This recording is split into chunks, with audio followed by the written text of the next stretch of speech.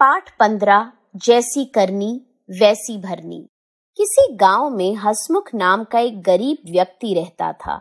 उसके परिवार में 5 सदस्य थे। वह, उसकी पत्नी, उसके 2 बच्चे और उसकी बूढ़ी माँ। वह दूध से मक्खन बनाकर उसे बाजार में बेचने का काम करता था। इसी छोटी सी आमदनी से उसके परिवार का गुजारा होता था। इस काम में हसमुख की पत्नी भी मदद करती थी। वह रोज सवेरे उठकर मक्खन तैयार करती और मक्खन के 1-1 किलो के पेड़े बनाकर एक टोकरी में रखती। फिर हसमुख शहर जाकर मक्खन बेच आता। शहर में हसमुख का एक परिचित दुकानदार था। वह मक्खन हमेशा उसकी ही दुकान पर बेचता था। दुकानदार भी उसके मक्खन को पसंद करता था और उसे मक्खन के बदले में उतने ही मूल्य का सामान दे देता था।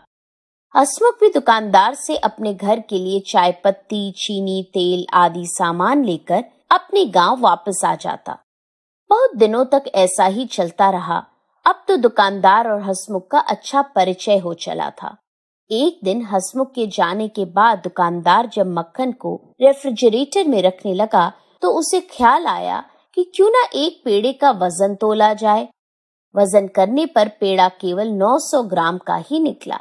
आश्चर्य और निराशा से उसने सारे पेड़े तोल डाले, मगर हसमुख के लाए हुए सभी पेड़े 900 ग्राम के ही निकले।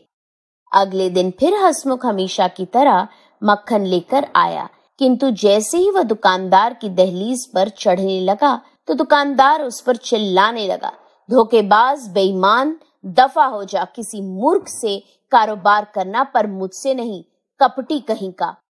दुकानदार का गुस्सा रुकने का नाम नहीं ले रहा था।